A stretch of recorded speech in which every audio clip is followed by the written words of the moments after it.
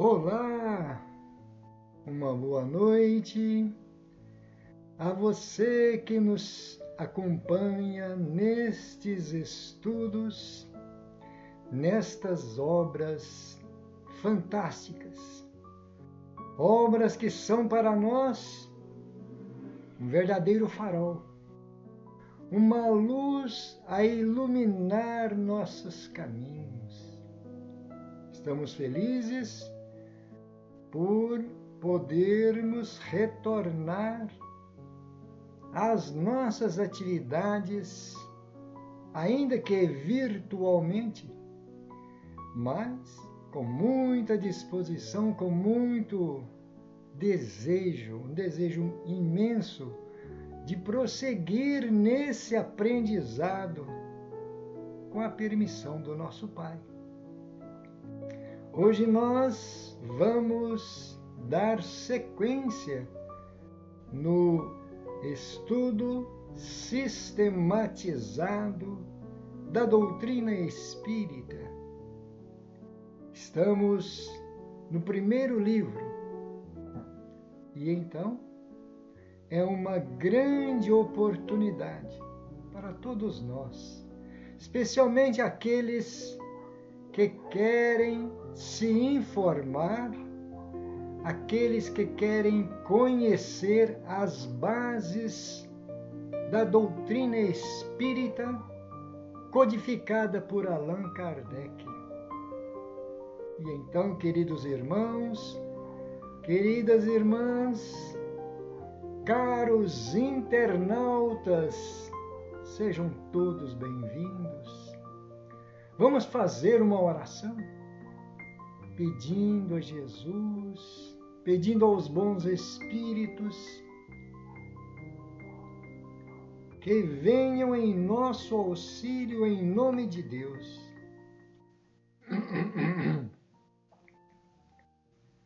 Elevemos com muita confiança pensamentos e sentimentos.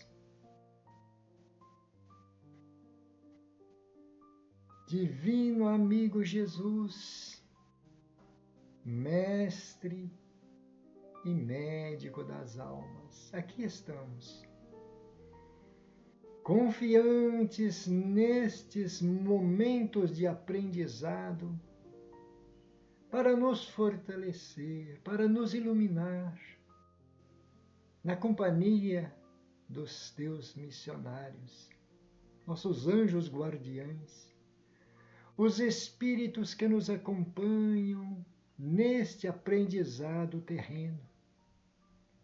Agradecidos estamos, Senhor, pela tua presença e pela companhia confortável desses amigos, te pedindo que nos ilumine pensamentos, sentimentos, percepções, inspirações, para que nós tenhamos maior aproveitamento destas lições. E a tua paz, a tua luz, esteja em todos os corações, em todos os lares. Assim seja, graças a Deus. E então, vamos para os nossos arquivos. Nós estamos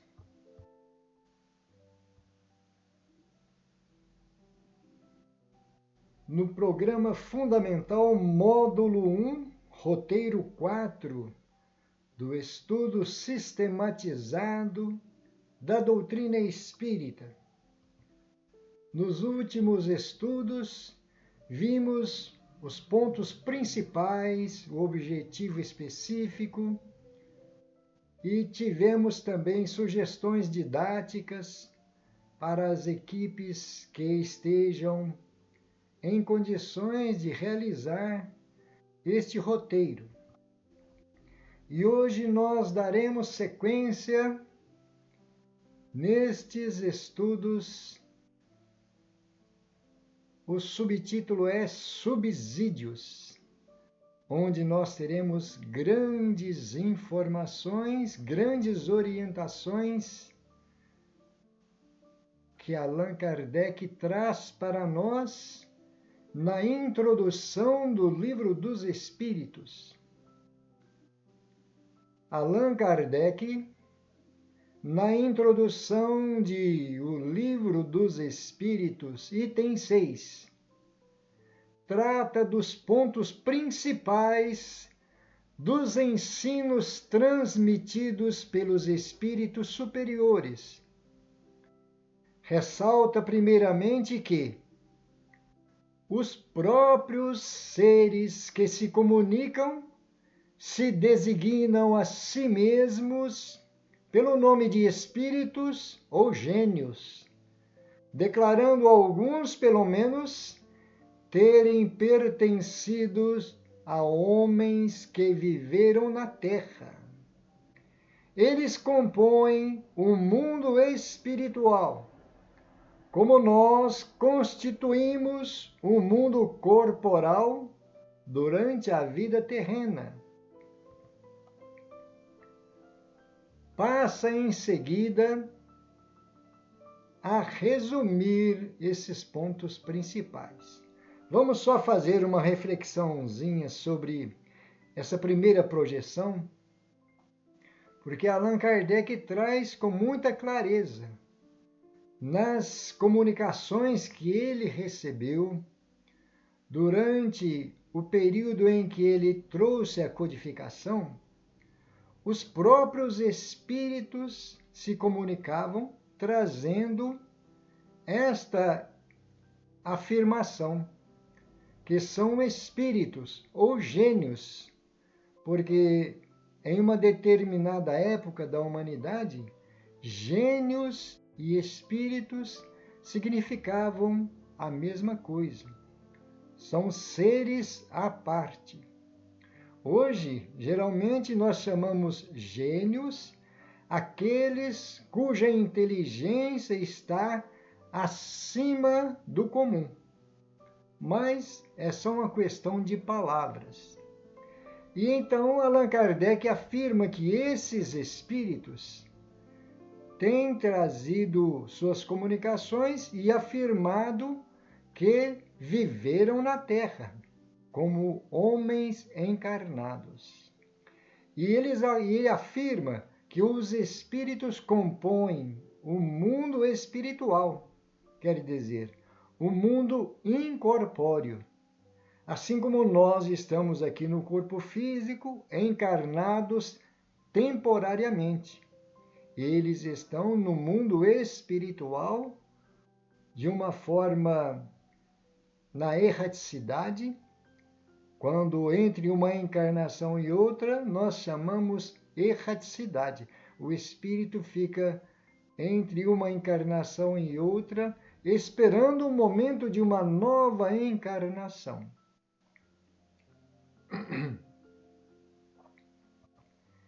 E então, Allan Kardec traz esta afirmativa, ou estas afirmativas. Passa a resumir esses pontos principais. Deus é eterno. Deus é imutável. Deus é imaterial. Deus é único, é onipotente, soberanamente justo e bom.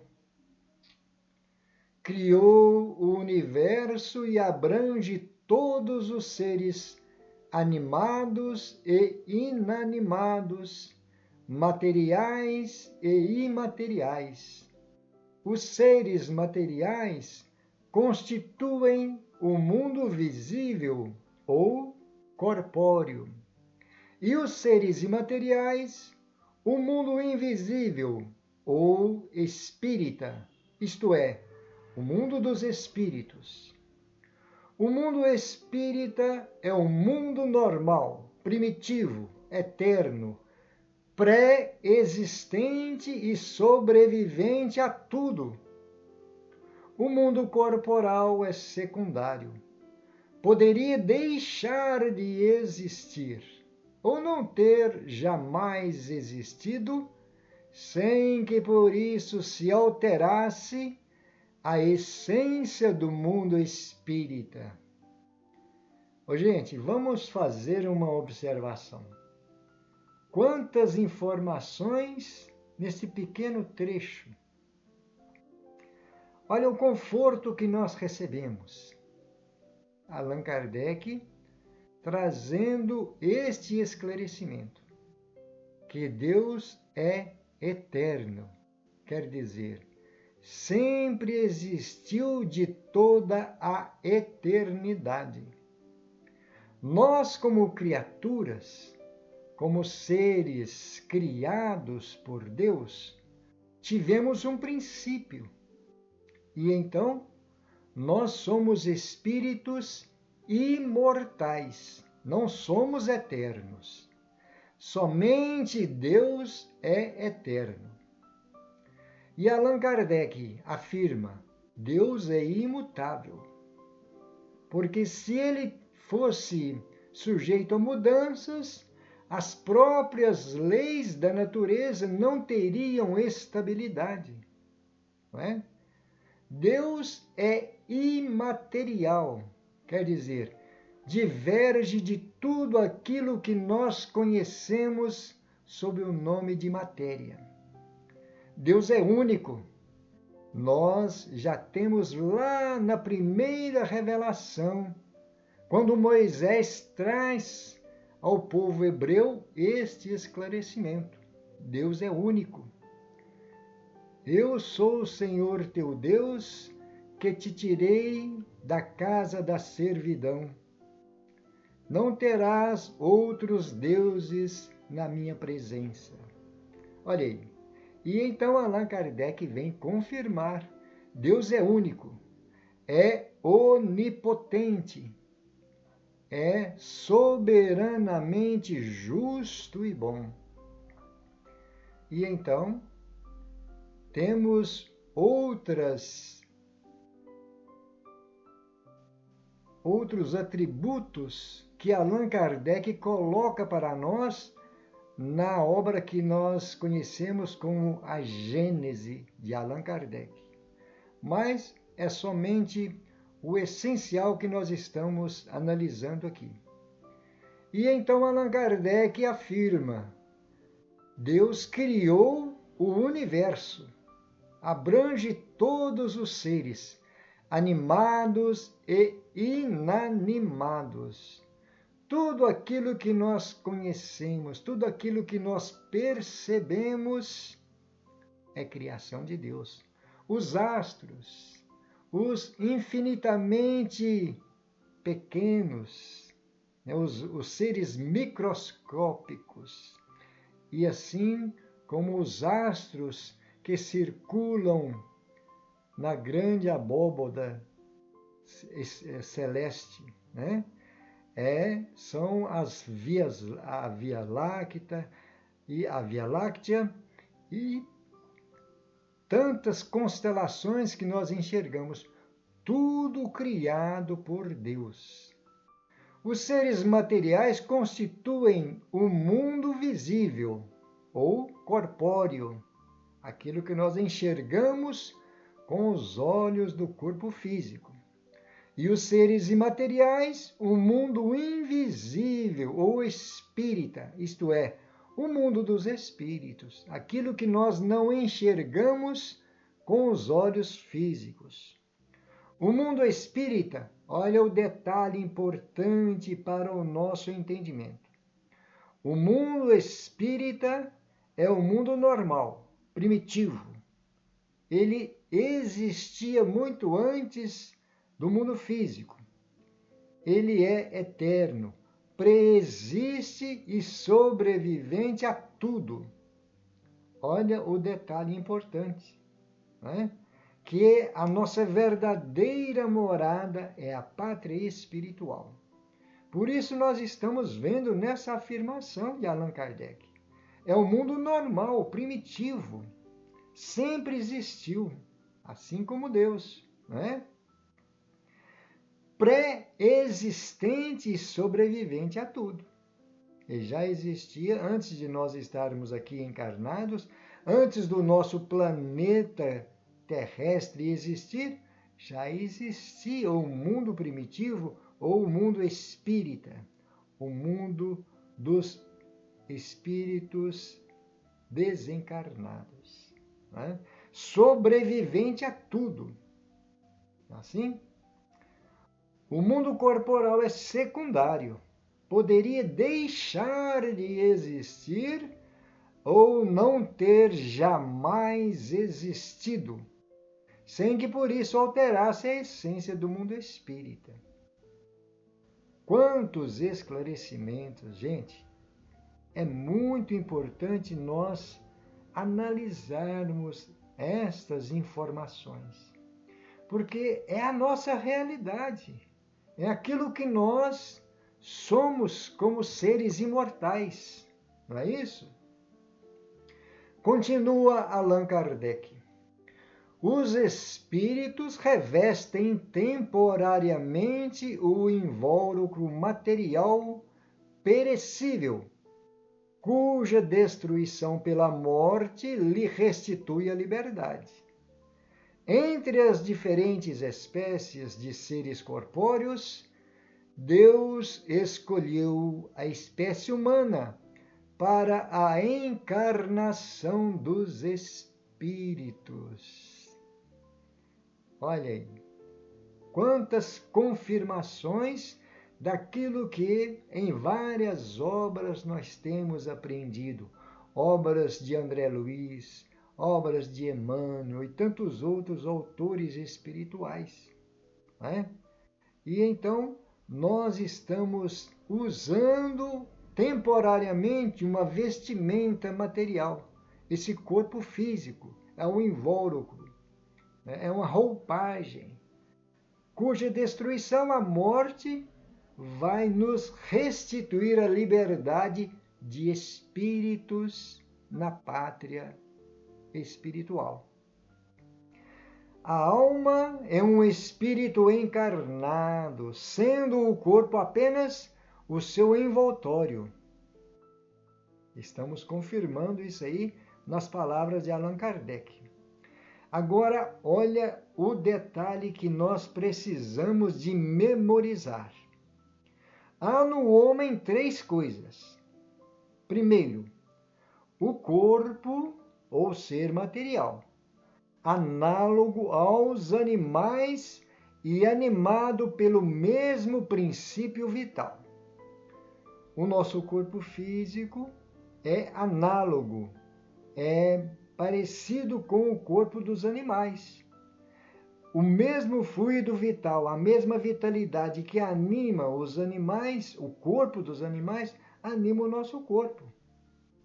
É o que dá sustentação às células do campo físico, esse princípio vital.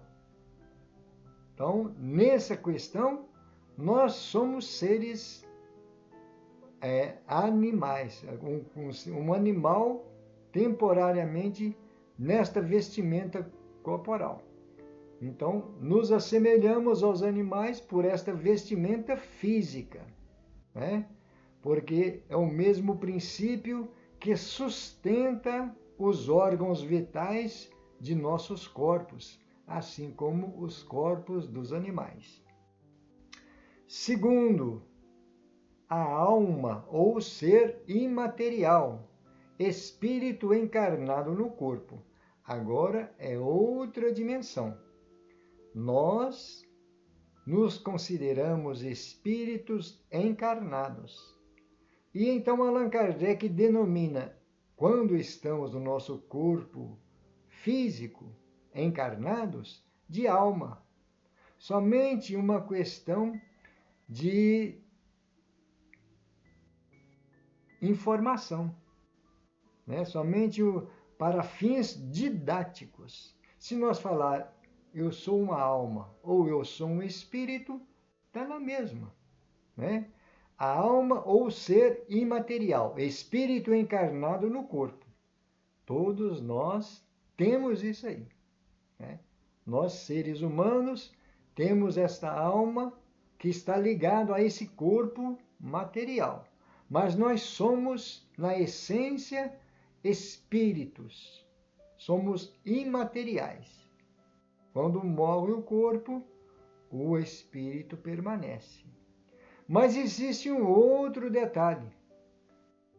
Esse terceiro, o laço que prende a alma ao corpo.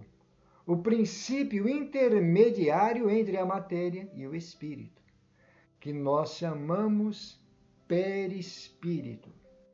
E então, esse laço é que dá condições de nós movimentarmos o nosso instrumento físico. Sem ele, o espírito não tem condições de se manifestar no campo físico, de movimentar esse invólucro corporal que é o nosso corpo. Não é? Então precisamos desse laço que prende a alma ao corpo. É o intermediário, como diz Allan Kardec, entre a matéria e o espírito. E nós sabemos que é o nosso perispírito, é o corpo espiritual que nos possibilita movimentar o corpo mais grosseiro aqui na Terra. E um detalhe importante, o perispírito é o responsável por uma infinidade de manifestações dos espíritos desencarnados em vários fenômenos que nós conhecemos. É através do perispírito é que se processa esses fenômenos. O laço ou perispírito que prende ao corpo o espírito é uma espécie de envoltório semimaterial. A morte é a destruição do invólucro mais grosseiro. O espírito conserva o segundo, que lhe constitui um corpo etéreo, invisível para nós no estado normal, porém que pode tornar-se acidentalmente visível e mesmo tangível, como sucede no fenômeno das aparições. Olha aí, gente, que informação importante para nós que procuramos compreender as manifestações dos espíritos aqui no campo físico. Allan Kardec diz aí que o nosso perispírito prende o corpo ao espírito. É um envoltório semimaterial, quer dizer, não é totalmente matéria. É o intermediário entre o espírito e a matéria, semimaterial. E então a morte destrói o corpo mais grosseiro, que é o corpo físico, mas conserva o segundo, que é o nosso perispírito, o corpo etéreo. Esse corpo etéreo, esse corpo espiritual, é invisível para nós no estado normal. Mas em algumas situações ele pode tornar-se visível e até mesmo tangível, como acontece em vários fenômenos. Todos nós, acredito eu, já tivemos muitas informações, inclusive nas escrituras, está cheio de fenômenos neste sentido, né? O espírito não é, pois, um ser abstrato, indefinido, só possível de conceber-se pelo pensamento. É um ser real, circunscrito, que, em certos casos, se torna apreciável pela vista, pelo ouvido e pelo tato. Então, nós temos que entender, né, que esse espírito, nós, na essência, não somos um ser abstrato. Nós não somos indefinidos, somos seres, né, temos a nossa essência como filhos do nosso Pai Criador. Então, é um ser real. Nós somos um mundo à parte, cada um de nós, encarnados ou desencarnados. Somos um mundo em si mesmo, ou melhor, um universo, porque trazemos a nossa bagagem de conhecimentos, as nossas experiências, os nossos conflitos, os nossos anseios. Então, cada um de nós somos um ser circunscrito, quer dizer, nós temos a nossa essência.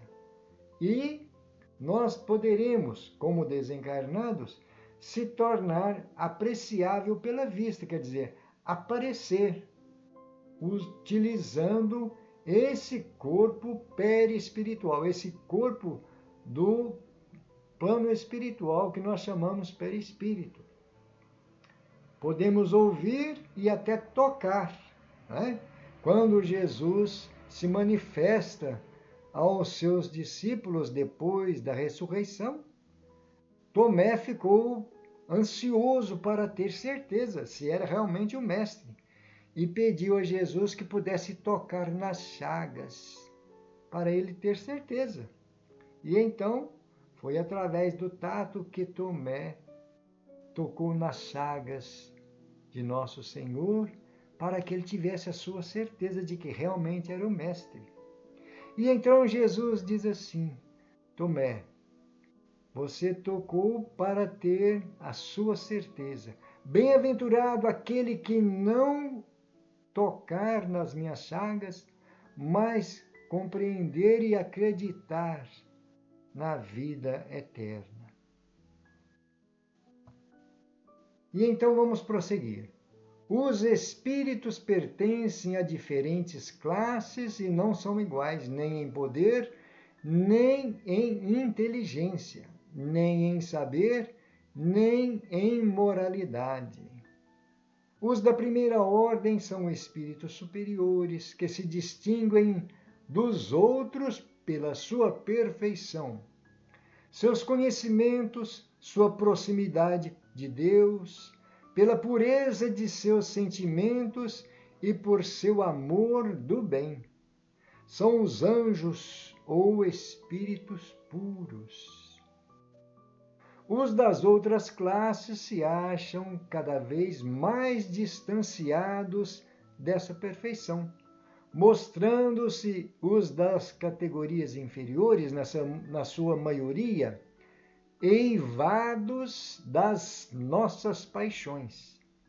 O ódio, a inveja, o ciúme, o orgulho, etc. Olha, um detalhe que nós temos que nos ater. Os espíritos pertencem a várias classes diferentes uns dos outros. Depende do grau de evolução em que alcançou o espírito, especialmente em moralidade, em conhecimento, em grau de pureza. E então Allan Kardec diz que esses da primeira ordem são os espíritos superiores, são os espíritos puros, e que muitos conhecem como anjos, não é? E então estão mais próximos de Deus, porque tem a pureza de sentimentos. E o amor do bem, quer dizer, procuram a prática do bem em todos os momentos, em qualquer lugar, auxiliando os espíritos necessitados. E das outras classes, cada vez mais distanciados, porque se mostram inferiores, na maioria. Todos nós ainda trazemos grandes imperfeições. Então, podemos dizer que nós não estamos nesse grau de pureza. Estamos a caminho dessa perfeição, procurando nos aprimorar. E então, como Allan Kardec diz, a grande maioria de nós estamos eivados, impregnados das paixões que nos arrastam às coisas da matéria. O sentimento de ódio, de inveja, de ciúme, de orgulho, o apego às posses materiais, tudo isso nos distancia da perfeição. Os espíritos não ocupam perpetuamente a mesma categoria. Todos se melhoram passando pelos diferentes graus de hierarquia espírita. Esta melhora se efetua por meio da encarnação ou reencarnação, que é imposta a uns como expiação e a outros como missão. A vida material é uma prova que lhes cumpre sofrer repetidamente até que hajam atingido a absoluta perfeição moral. Deixando o corpo, a alma volve ao mundo dos espíritos, donde saíra, para passar por nova existência material, após um lapso de tempo mais ou menos longo, durante o qual permanece em estado de espírito errante. Olha aí, então é o princípio da reencarnação, aquilo que nos ajuda o nosso aprimoramento, a nossa purificação. Para nós, na maioria de nós, estamos como expiação porque trazemos grandes erros do passado. E precisamos passar pela encarnação como uma forma de expiar os erros do passado, procurando compreender que somente a prática do bem, somente uma consciência reta é capaz de nos ajudar a nos elevar espiritualmente. E então Allan Kardec diz que a nossa vida material é uma prova, nós precisamos sofrer repetidamente, quer dizer, quantas vezes for necessário, nós iremos reencarnar, até nós alcançarmos a perfeição moral. Muito interessante isso aí, né? E então, deixando o corpo, através do fenômeno que nós chamamos morte, nós voltamos ao mundo dos espíritos, de onde nós viemos. De lá nós viemos, para lá nós retornamos, né? Para passar por nova existência material, depois de um determinado lapso de tempo. Nós ficamos no plano espiritual, como espírito errante, esperando uma nova oportunidade para reencarnar. E então é o que Allan Kardec chama de um lapso de tempo mais ou menos longo, vai depender de cada um, a necessidade de permanecer lá no mundo dos espíritos, esperando a próxima oportunidade. Tendo o espírito que passar por muitas encarnações, segue-se que todos nós temos tido muitas existências e que teremos ainda outras mais ou menos aperfeiçoadas, quer na Terra, quer em outros mundos. A encarnação dos espíritos se dá sempre na espécie humana. Seria erro acreditar-se que a alma ou o espírito possa encarnar no corpo de um animal. Isso é um detalhe que a maioria de nós já temos esse conhecimento, não é? Nós não retrocedemos, nós só podemos encarnar no corpo de um ser humano, não é assim? E então nós precisamos passar por inúmeras reencarnações, muitas existências. Nós já reencarnamos inúmeras vezes e ainda voltaremos a reencarnar por muitas existências futuras, seja na Terra ou em mundos outros que estão na condição de nos receber para o nosso aprendizado, para prosseguirmos a nossa jornada evolutiva. As diferentes existências corpóreas do espírito são sempre progressivas, nunca regressivas. Mas a rapidez do seu progresso depende dos esforços que faça para chegar à perfeição. É isso aí. Vai depender de nós esse progresso, né? Nós precisamos de aproveitar o máximo para que nós possamos agilizar esse progresso. É buscar o nosso aprimoramento da melhor forma possível, de uma linha reta, procurando errar menos e acertar mais na prática do bem, né? Estas lições que nós aprendemos com o Evangelho de nosso Senhor Jesus Cristo. Continua Allan Kardec. Os espíritos encarnados habitam os diferentes globos do universo. Os não encarnados ou errantes não ocupam uma região determinada e circunscrita. Estão por toda parte no espaço, ao nosso lado, vendo-nos, acotovelando-nos de contínuo. É toda uma população invisível a mover-se em torno de nós. Interessante isso aí, não é?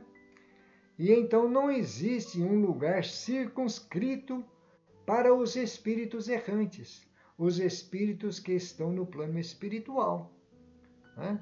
Estão em toda parte. E, como nós vemos aqui, vamos reencarnar em diversos globos, diversos planetas do universo. Depende da nossa necessidade. E então Allan Kardec diz aí que esses espíritos que estão desligados do corpo físico é toda uma população invisível. Estão movimentando o tempo todo ao nosso redor, sem nós percebermos muitas vezes, né? Os espíritos exercem incessante ação sobre o mundo moral e mesmo sobre o mundo físico. Atuam sobre a matéria e sobre o pensamento e constituem uma das potências da natureza, causa eficiente de uma multidão de fenômenos até então inexplicados ou mal explicados, e que não encontram explicação racional senão no Espiritismo. Detalhe aí, né?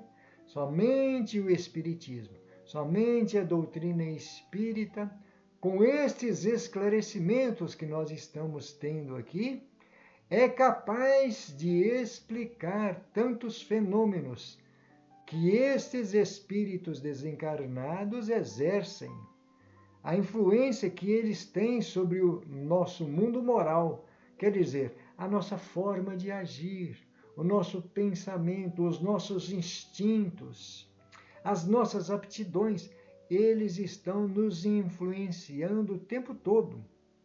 Por isso nós temos que pensar muito qual é a nossa tendência, quais são os nossos impulsos nas nossas atividades diárias. O que nós buscamos aqui no plano físico, qual é o nosso objetivo? Porque esses espíritos desencarnados estão na mesma faixa que nós, procurando nos influenciar de alguma forma, não é? Vamos ver aqui, as relações dos espíritos com os homens são constantes. Os bons espíritos nos atraem para o bem e nos sustentam nas provas da vida, nos ajudam a suportá-la com coragem e resignação. Isso aí, acho que a maioria de nós já entendemos, que os bons espíritos procuram nos incentivar na prática do bem. Assim, nos sustentam nessas provas que nós enfrentamos no dia a dia, nos ajudam a suportá-las com coragem, porque é necessário ao nosso crescimento moral e espiritual. Sermos resignados a essas provas, a essas necessidades de enfrentamento dos obstáculos, né? As dificuldades que o mundo nos oferece. É para o nosso próprio bem, as provações, as expiações, para que nós possamos nos purificar. Mas agora, os maus nos impelem para o mal. É um gozo para eles, ver-nos sucumbir.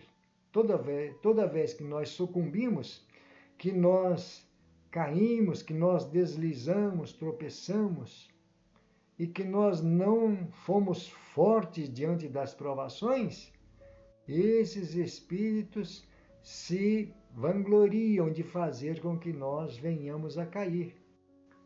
Porque eles se sentem bem estar naquela condição de nos promover a queda, o deslize, né?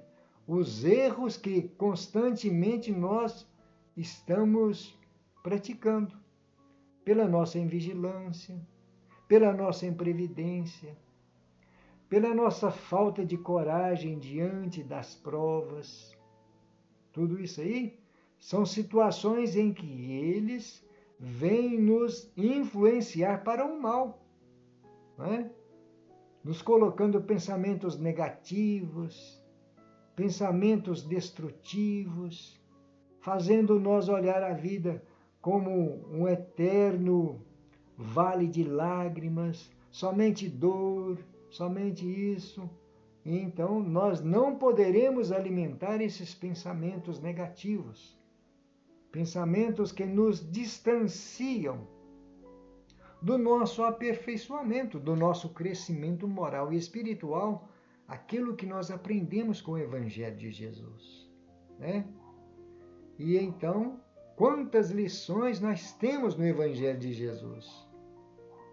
Quantas orientações os Espíritos, os anjos guardiães nos traz para permanecermos firmes, confiantes na nossa força, na nossa fé, de vencer e superar esses obstáculos. Não é assim? As comunicações dos espíritos com os homens são ocultas ou ostensivas. As ocultas se verificam pela influência boa ou má que exercem sobre nós a nossa revelia. Cabe ao nosso juízo discernir as boas das más inspirações. Os espíritos se manifestam espontaneamente ou mediante evocação. Os espíritos são atraídos na razão da simpatia que lhes inspire a natureza moral do meio que os evoca. Olha que coisa interessante. E então, quando nós estamos, por exemplo, formando um ambiente de oração, o culto do Evangelho, nós estamos atraindo os espíritos bons para junto de nós, fazendo com que eles venham nos ajudar naqueles momentos de tratamento espiritual. Então, esta influência pode ser oculta, nós às vezes nem percebemos, mas quando nós temos alguma sensibilidade, nós podemos identificar a presença dos espíritos protetores, né? E então existem também aqueles que querem nos influenciar para o mal. A nossa revelia, quer dizer, sem nós percebermos. E então cabe a nós, o nosso juízo, ter o discernimento das boas, das más inspirações. Por isso, a frase de Jesus: vigiai e orai, quando cairdes em tentação. Porque a tentação está sempre nos visitando. Agora vai depender de nós, da nossa opção, da nossa sintonia com o bem ou com esses espíritos enfermos, espíritos renitentes, espíritos doentes. Vai depender de nós. Por isso nós temos que estudar, analisar, refletir, meditar. Quais são os sentimentos que nós alimentamos? O que nos está impulsionando para as coisas do dia a dia? Aquilo que nós buscamos. E então, é para nós uma forma de nós discernirmos. Quando um sentimento, coitadinho, você está sofrendo demais, é um coitado, vai sofrer o resto da vida. Isso não é pensamento de espírito bom. Espírito protetor, espírito de luz, não traz pensamentos deprimentes, só trazem orientações positivas, nos incentivando na prática de toda a nossa atividade com as forças que nós trazemos, a nossa fé, a nossa coragem, a nossa resignação diante das leis, mas na certeza de que nós somos capazes de superar as provações. Tá certo? E então nós temos que ter essa vigilância, segundo as orientações do Evangelho de Jesus. Os espíritos superiores se comprazem nas reuniões sérias, onde predominam o amor do bem e o desejo sincero, por parte dos que as compõem, de se instruírem, de se melhorarem. A presença deles afasta os espíritos inferiores que, inversamente, encontram livre acesso e podem obrar com toda liberdade entre pessoas frívolas ou impelidas unicamente pela curiosidade e onde quer que existam maus instintos. Isto aí é um detalhe muito importante, principalmente para as equipes mediúnicas. Quando nós estamos formando um grupo de médiuns para buscar a orientação do plano espiritual, um tratamento que nós chamamos de desobsessão, temos que ter esse cuidado. Qual é o teor dos sentimentos, do objetivo daquela reunião? Será que é somente curiosidade? Será que é somente para nós ficarmos sabendo notícias de alguns espíritos que já partiram? Porque uma reunião séria, nós estamos vendo aí. Os espíritos superiores, nas reuniões sérias, eles procuram estar sempre presente. A prática do amor, do bem e o desejo sincero de nos instruir, de nos melhorar moralmente e espiritualmente. Essa é a diferença das reuniões que podem trazer um cunho não muito construtivo, porque os espíritos levianos estão sempre prontos a trazer comunicações de qualquer maneira, sem se preocupar com a verdade e com a orientação no caminho do bem. Por isso, o que vai determinar esse ambiente é o teor moral daquela equipe mediúnica, aqueles que se reúnem em uma determinada reunião de comunicação com um plano espiritual para buscar as informações, os esclarecimentos e também, no caso da desobsessão, auxiliar os irmãos enfermos desencarnados a se esclarecerem. Uma reunião séria, muito bem estruturada nas bases do Evangelho de Nosso Senhor Jesus Cristo e iluminadas pelas obras que nós estamos vendo na doutrina espírita. Distinguir os bons dos maus espíritos é extremamente fácil. Os espíritos superiores usam constantemente de linguagem digna, nobre, repassada da mais alta moralidade. A dos espíritos inferiores, ao contrário, é inconsequente, a miúde, trivial e grosseira. Isso também não fica difícil para quem está estudando a doutrina dos espíritos, não é? A moral dos espíritos superiores se resume como a do Cristo, nesta máxima evangélica: fazer aos outros o que quereríamos que os outros nos fizessem, isto é, fazer o bem e não o mal. Neste princípio encontra o homem uma regra universal de proceder, mesmo para as suas menores ações. Ensinam finalmente que o mundo dos espíritos, nada podendo ocultar, nada podendo estar oculto, o hipócrita será desmascarado e patenteadas todas as suas torpezas, e que a presença inevitável de todos os instantes daqueles com quem houvermos procedido mal constitui um castigo que nos estão reservado, que ao estado de inferioridade e superioridade dos espíritos correspondem penas e gozos desconhecidos na terra. O que nós estamos percebendo?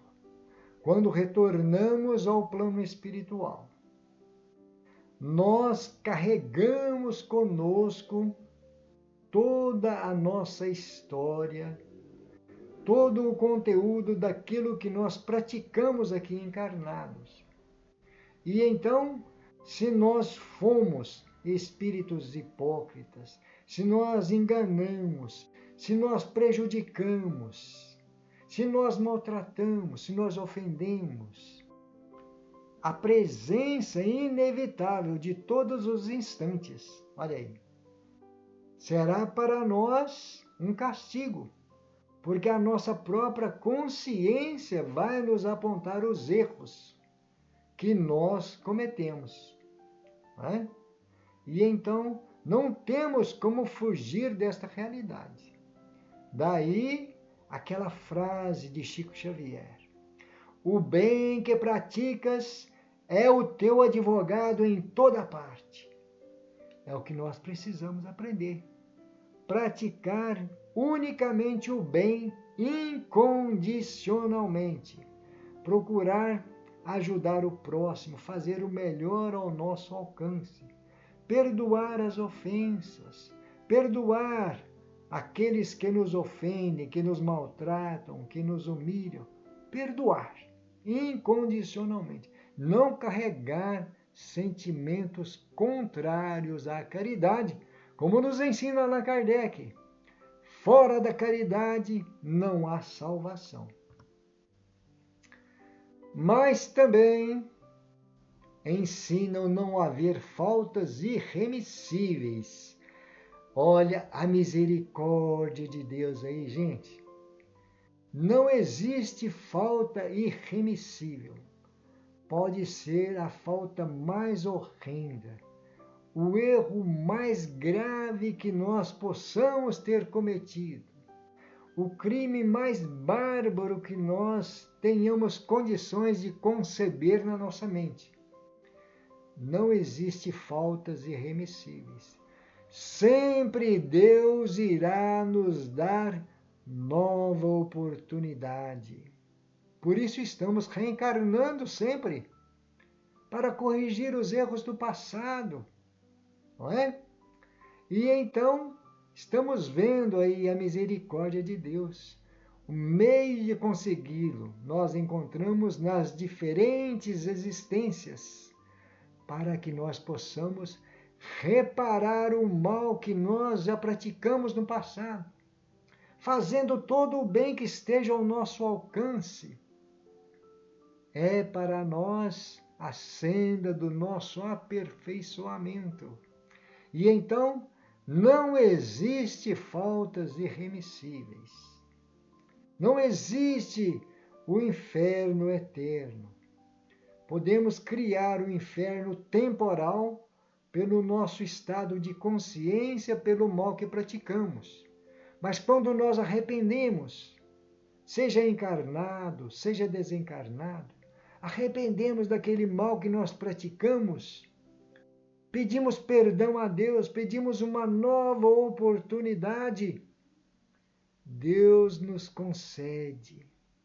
Sempre, sempre existe um novo recomeço. Não é? Temos uma frase de nosso Senhor Jesus Cristo. Há mais festa no céu por um pecador que se arrepende do que por 99 justos que já estão no caminho do bem. Olha que maravilha, gente. Quando nós arrependemos dos nossos erros, dos nossos fracassos, da nossa ignorância, né, da nossa teimosia em praticar o mal, quando nós nos arrependemos, existe uma festa no céu, nas esferas superiores, porque nós estaremos dando o primeiro passo para a nossa transformação, para a nossa regeneração, procurando nos aproximar das esferas nobres, desses espíritos de luz que querem nos ajudar e nos resgatar do mal, seja qual for a nossa situação. Né? E então, vamos ver aí. O meio de consegui-lo encontra o homem nas diferentes existências que lhe permitem avançar, conformemente os seus desejos e esforços na senda do progresso, para a perfeição, que é o destino final. E então nós lembramos daquela frase de Allan Kardec: nascer, morrer, renascer ainda, progredir sempre. Tal é a lei. Gente, que maravilha de doutrina! Eis assim os pontos principais da doutrina espírita que serão desenvolvidos no transcorrer desse curso. Queridos irmãos, queridas irmãs, que lições maravilhosas, quantas orientações, não é? Veja quantas luzes. Temos que agradecer muito a Deus. E como o nosso estudo foi um pouco prolongado pela necessidade de nós trazermos esses detalhes, né? Isso é um resumo que Allan Kardec faz da doutrina dos Espíritos. Mas então vamos finalizar, para não delongar muito nosso tempo, agradecendo a Deus nosso Pai, agradecendo a Jesus, divino amigo, médico das almas, agradecendo a companhia dos bons espíritos, espíritos de luz que nos acompanham, que nos ajudam nesta estrada do aperfeiçoamento. Senhor, gratidão por tanta luz, por tanta misericórdia. Que esta paz, que esta luz seja a companhia de todos nós, encarnados e desencarnados. Senhor Jesus, ilumina e fortaleça cada um de nós no nosso aprimoramento, na busca pelo nosso crescimento moral e espiritual. Obrigado, Senhor, por tanta misericórdia, por tanta luz em nossos caminhos. Assim seja, graças a Deus e louvado seja Deus. Queridos irmãos, queridas irmãs, gratidão a todos. Muita paz. Que Jesus ilumine cada um de nós, onde nós estivermos. Muito obrigado.